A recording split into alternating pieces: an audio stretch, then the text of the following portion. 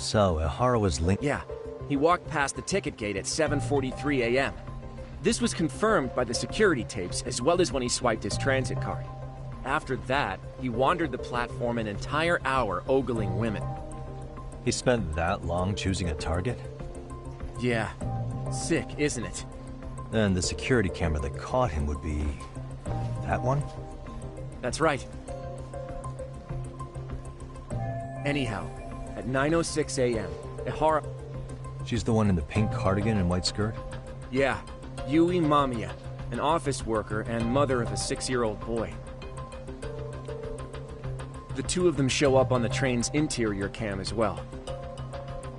According to the victim's statement, Ihara began by rubbing her posterior with the back of his hand. But it didn't stop there. After that, he put his hand up her skirt.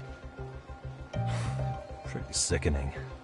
I'm assuming he targeted someone shy, thinking she would... The victim stated she was too scared to call for help, meaning she endured this for 6 minutes until the train reached its stop in Shinjuku. Can you send what you just showed me to my... Sure. Now let's head to Shinjuku Station. Then even if we did defend him in court, an asshole's still an asshole.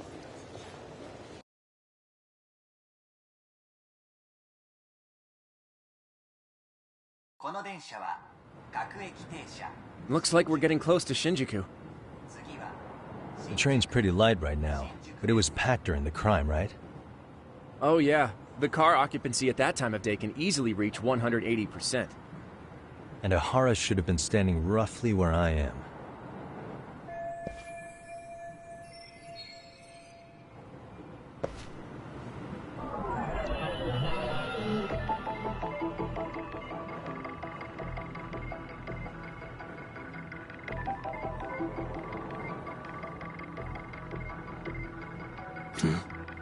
Hey, huh?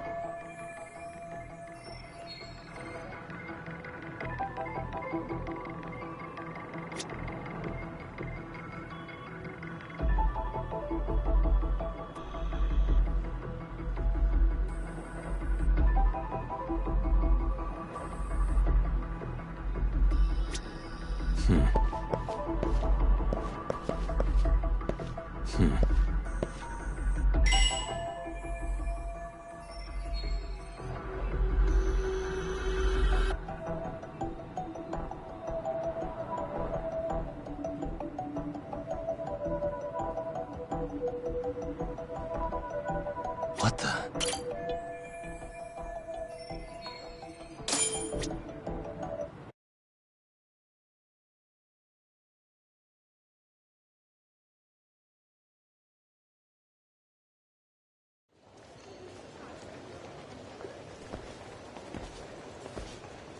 Ihara and Mamiya-san both exited the train and got onto the platform here.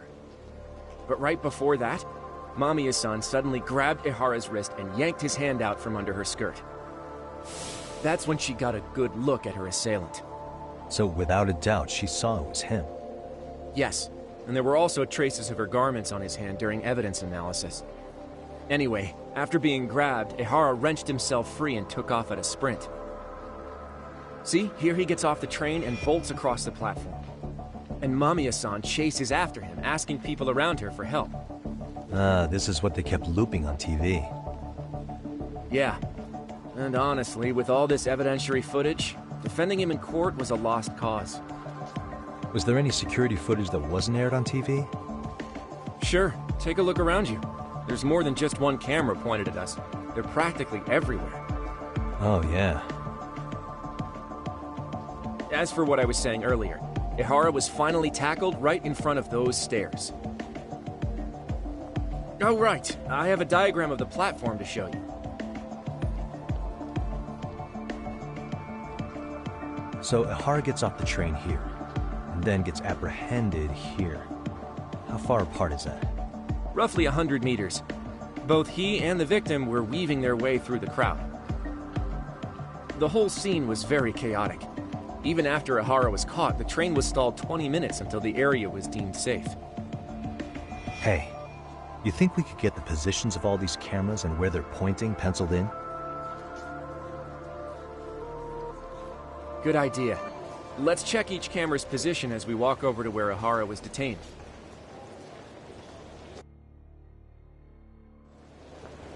That's where he got tackled. So if you could, I can mock it up on our diet.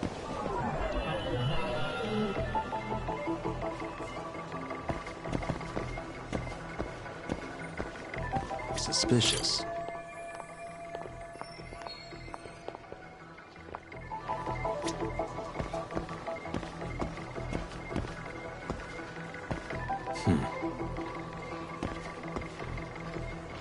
Hey.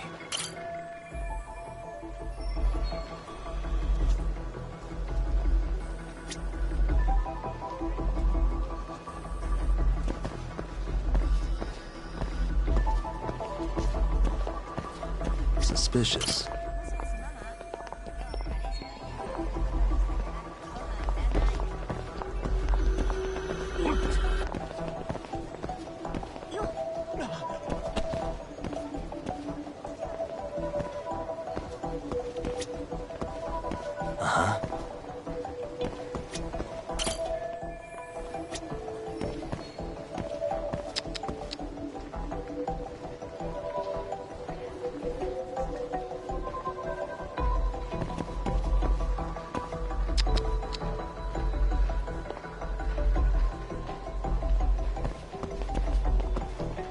Hey.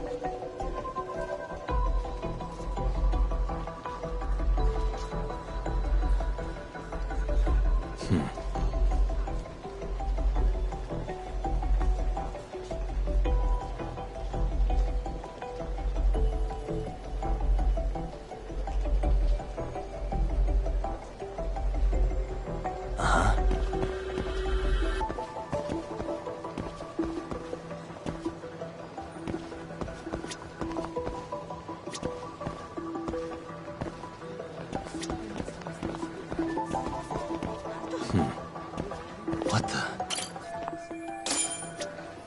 Looks like we checked all the nearby cameras. Let's go up a little further now.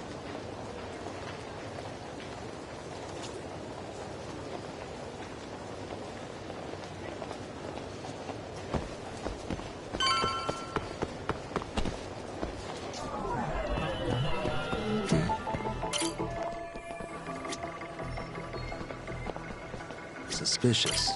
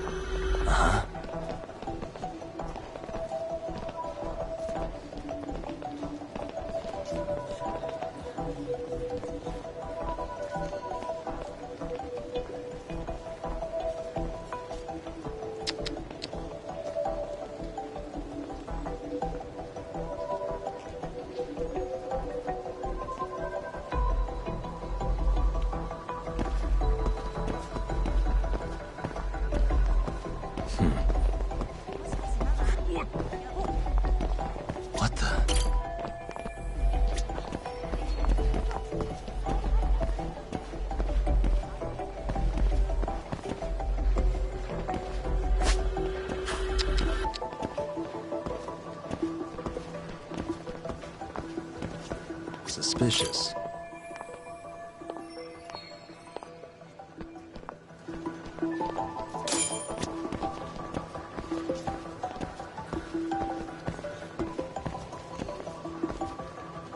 What the?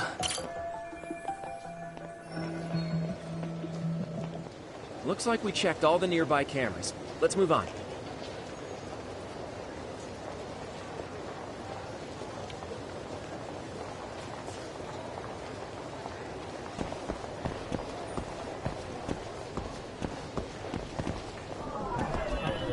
Hey.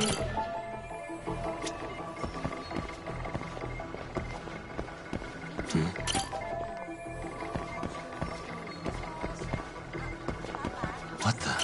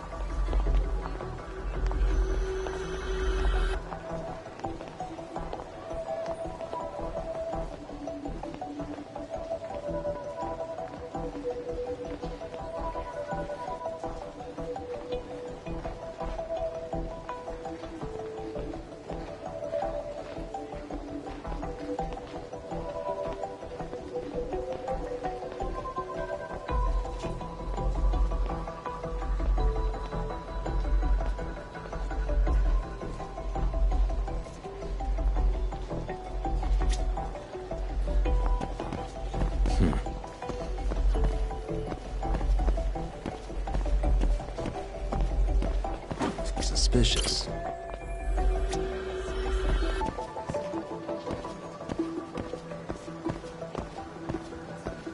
Uh-huh.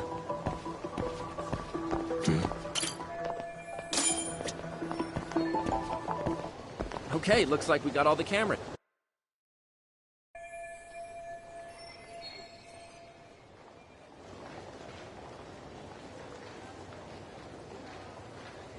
Now we'll pencil in the camera locations and...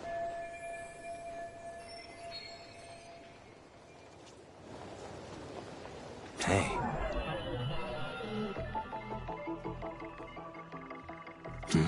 What the?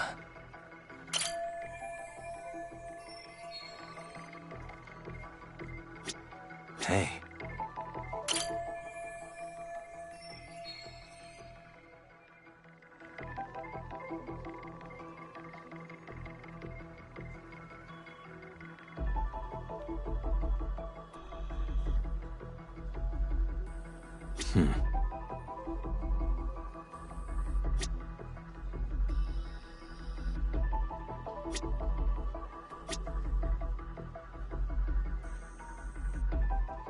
What the? Hey. What the?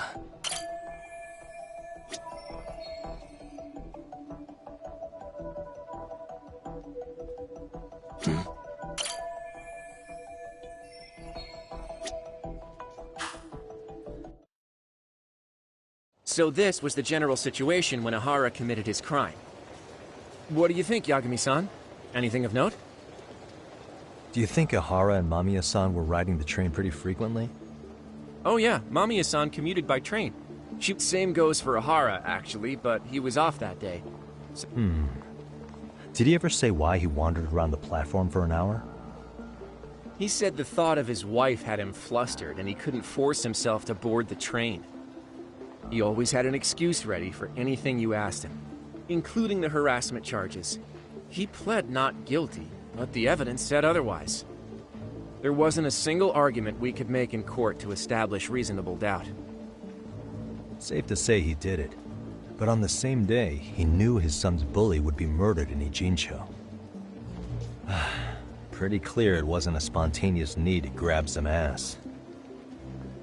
I agree. It's almost like all the commotion around the harassment might have been planned out. Maybe everything was, even down to getting captured. Yeah. He really played everyone by turning harassment into an alibi for murder. No matter how much evidence points to him as a killer, he can deny it with complete immunity. This is getting crazier by the minute. At the very least, he had something to do with it. Some connection. But I can't imagine he'll talk. Whatever his plan is, it's pretty clear Ihara is committed. To what? Getting revenge for his son? I think so. Who do you think his accomplices could be? Ihara is a veteran cop. Think maybe he knows how to hire an actual assassin? If so, he could have just paid for his revenge, right? Sure. But assassins cost an arm and a leg. He wasn't rich before all this, was he? No. He barely scraped up enough to cover his lawsuit against the school. Thought so.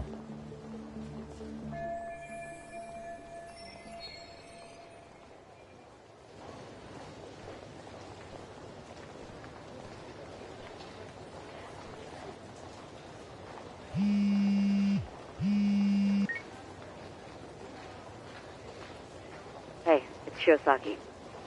What's up, Sari-san? I'm scheduling an interview with Ihara tomorrow at the Tokyo Detention Center. We'll take a taxi from Genda's if that all works for you. Sounds good. But I need to head back to Ijincho for now. Something you forgot to do? Yeah. It involves Ihara's motive, which would be without a doubt his son's suicide. So I want to confirm if Mikoshiba really bullied the kid. And the best person to ask happens to be down in Ijincho. Alright, then I'll let you get to it. Cool. Then I'll see you tomorrow.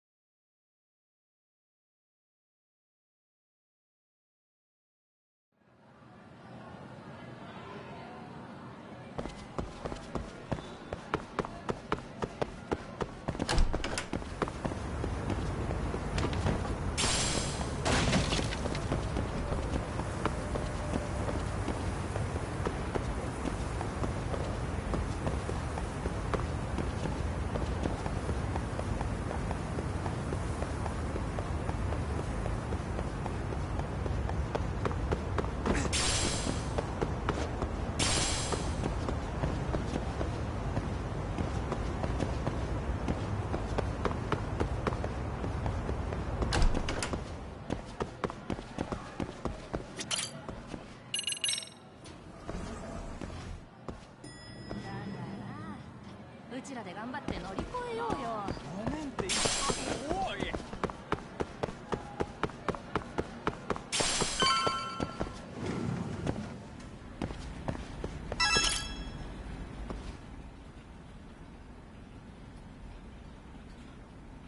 Got a minute? No, not for you. I really have nothing more to say. What if I told you it's looking more and more likely Ihara-san had a hand in Mikoshiba's death? Well, it doesn't concern me. Ihara-san believes Mikoshiba tormented Toshiro-kun so badly that he took his own life. But neither the third-party investigation nor the courts were on his side. So what's the truth here? You know, don't you? What really happened between Mikoshiba and Toshiro-kun? Why won't you tell me the truth? Why do you keep asking? I said I don't know! I'm going to the detention center tomorrow to get some answers out of Ihara-san. What? I saw where Mikoshiba was murdered. He endured no shortage of cruelty before he died. They tortured him, you know. They broke all his fingers before they slit his throat. No.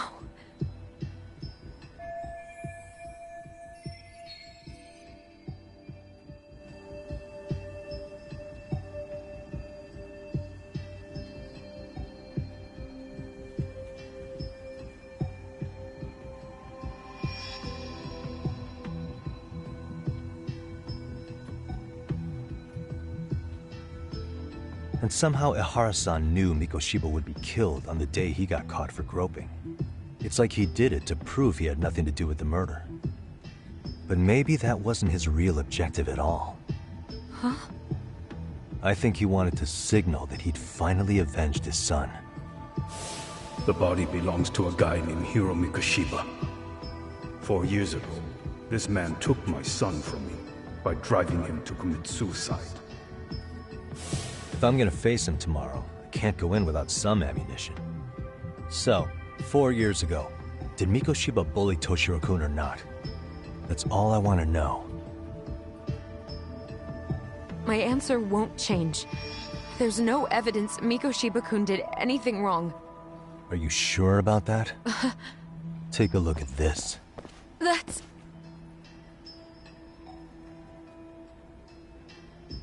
Toshiro Ihara, your student.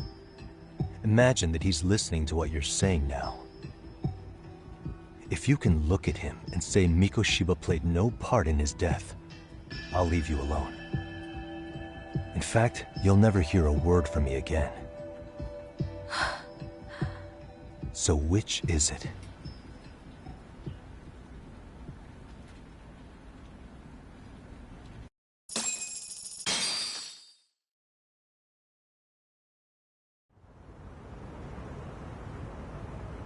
"4 years ago, not long after I'd transferred here to teach English. That's when it started. I was trying my best to get acclimated, and I was finally on a first-name basis with everyone. One day, after school, I was out on the roof taking a break, when Toshiro-kun suddenly ran by. I called out to him to ask what was wrong, but he shushed me and kept running. I saw he had a bloody nose. Moments later, Mikoshiba-kun showed up. He was looking for him. I told him I hadn't seen him. Toshiro-kun's face told me everything I needed to know. So Mikoshiba was bullying him after all. Yes. Toshiro-kun told me this later on. Whenever he'd leave school with Mikoshiba-kun and his friends, they'd force him to hand over money.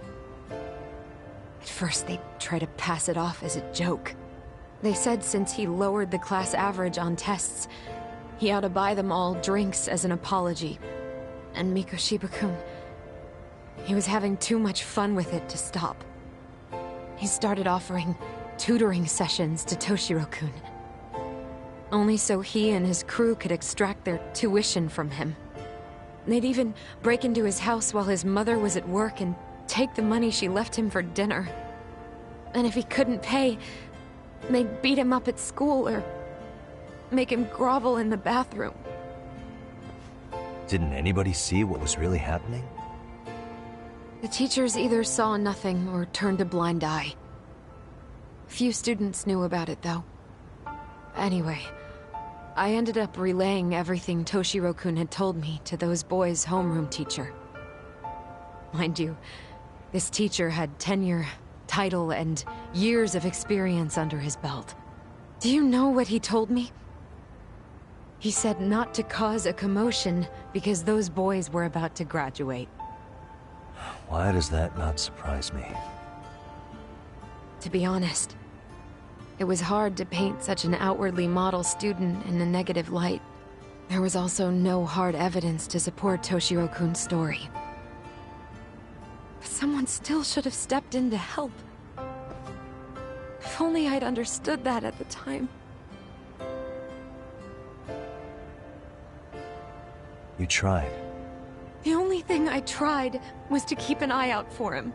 Making sure he wasn't alone, things like that. But unfortunately, that wasn't good enough. On the first morning of the 3rd trimester, Toshiro-kun tied a towel to his doorknob and hung himself in his room. And that's when you confronted Mikoshiba, right? You asked him point blank if he'd bullied him. I did.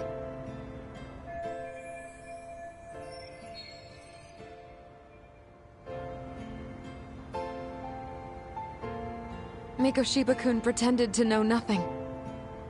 He was more careful, shaken even, in all honesty. When I heard a third-party committee was investigating, I was hoping the truth would... Students were asked to fill out an anonymous, and many of them wrote down exactly what they... Hold on. Didn't the court end up declaring there was no substantial evidence of bullying? How could they have said that with those questionnaires on hand? First of all, the committee never interviewed anyone directly. Those questionnaires were the only proof of anything. And the teacher of those boys was the one who collected them. Each time he came across any mention of bullying, he'd toss that questionnaire out. Also, he wouldn't get blamed in the end for ignoring the warning signs. So then the committee was pointless. A few students did speak up about the bullying online, but their posts weren't much to go on. Toshiro-kun's parents were completely caught off guard. His mother worked through the day, and his father lived all the way in Tokyo. That made it that much easier for the teacher to cover up all the evidence of bullying. He made that statement without even consulting the principal or the chairman. So, right before Mikoshiba-kun graduated, the committee presented their findings, that there was no evidence of bullying. The conclusion you've heard over and over. What the hell? In Japan, 300 children commit suicide every year, across all grades. Less than 3% are proven to be linked to bullying.